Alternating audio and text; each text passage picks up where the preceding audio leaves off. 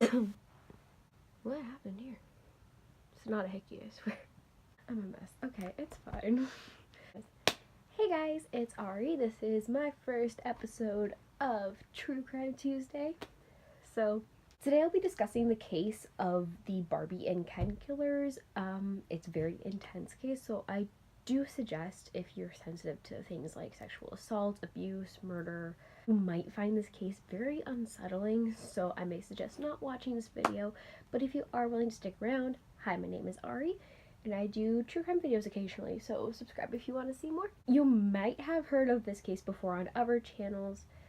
It's an ongoing case, and because I live around the area that it happened, I wanted to update people on what's happening with this case because I do believe that it's important to know about this, especially for us Ontarians who live in the area. In the 80s and 90s, whenever Paul Bernardo had started raping young women around the Scarborough and Toronto area.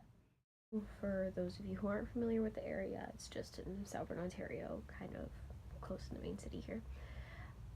So Paul Bernardo was individually recognized and pointed out by victims who survived his attacks, but somehow Paul Bernardo had been brushed off because of other evidence suspecting other people instead of him, even though that his DNA was on file. They did not choose to match it up with him. They didn't do as intense of a search as they could have. I went to school in Scarborough, which was very scary, and she said that it impacted the women at her school intensively.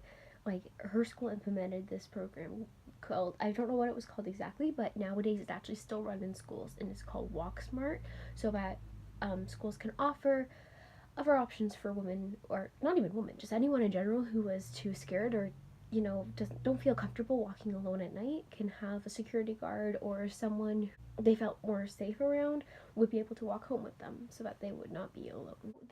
The fact that this one man struck so much fear in a city, a province even, because it's not just her school that has it now, it's like every school has it, and even to this day they still have it implemented. So the fact that one man can cause this entire situation to start terrifies me. Like, he was like that scary not even that long ago either. Like, it's terrifying. So obviously now he's been identified and put in prison, but there's a long history behind this man. He grew up with a father as a convicted criminal who was charged with sexual assault whenever Paul Bernardo was just 11 years old, and his mother had withdrawn from the family due to mental health issues because of him. His conniving and antisocial behavior started developing. It says here, he bought the books and tapes of famous motivational get-rich and famous experts. Bernardo and his friends practiced their techniques on young women they met in bars and were successful. By the time Bernardo attended University of Toronto in Scarborough, he had developed dark sexual fantasies, enjoyed humiliating women in public, and beat up women he dated. When he was 23, he had met Karla Homolka, who also had dark sexual fantasies, and they hit it off right away because, you know, they just had that connection.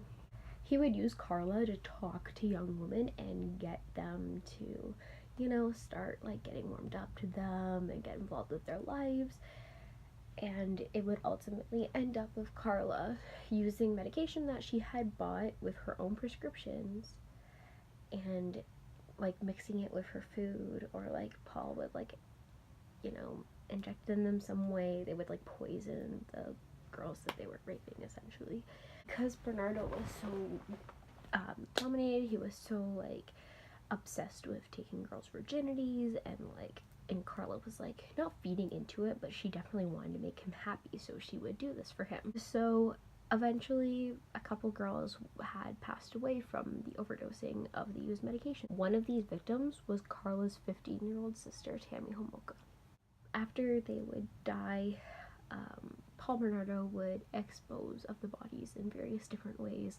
Some previous victims, including being chopped up or even buried within concrete and thrown into rivers. Have 14 victims in total, 4 of those believed to have been murdered, and 2 involving Karla Homolka herself. He said her sister's death became a terrible secret that she shared only with Bernardo, and that he used to blackmail and enslave her until she finally left him in early January 1993. She described the last 2 years of their relationship as an abuse-filled nightmare that accumulated her own participation in the rapes and murders of Mahaffey and French, She said that after they rented a home together in 1991, Bernardo beat her regularly and spat in her face and in her food, and at one point she testified that he made her eat his feces. I could either do it and get it over with, or then I could get beaten and then do it. Homolka's testimony can be found through the Canadian Encyclopedia online. She claims that she wasn't actively involved or directly involved in any of the rapes or murders of the victims. She has admitted to buying the medication and making the poison or the overdose methods for Paul Bernard to use. Eventually, she was considered to be involved. She only got a 12-year prison sentence and was charged with manslaughter as opposed to murder. Now, as of 2018, she is completely a free woman, living under a different name and residing in Quebec, remarried with 3 kids, and volunteering in a school. I don't know how to feel about this, like, at all. Personally, yes, she may not be 100% criminally responsible for what had happened, and her testimony did say that she was just one of Paul Bernardo's victims, and she was dragged into this life because she was blindsided by being in love with him, which, like, there's so much evidence pointing towards her doing more, or, like, you know, her being more criminally responsible than believed. And legally she has her rights, and legally she was claimed to be a free woman, and you know, that's fine. Like, people change, but it's just such an intense and complex case. I just don't know how they just let her testimony kind of overrule the evidence, and I do think they should have looked into her more, because there might be another side to the story that we're not telling. It's like the reason why her and Paul Bernardo ended up being together is because they were both into this lifestyle, and like, again, people can like what they like, but like at the same time, like, just to say like, oh, it was his fault and I just went on along with it to make him happy, that does make you criminally responsible, in my opinion. Again, this is just my opinion.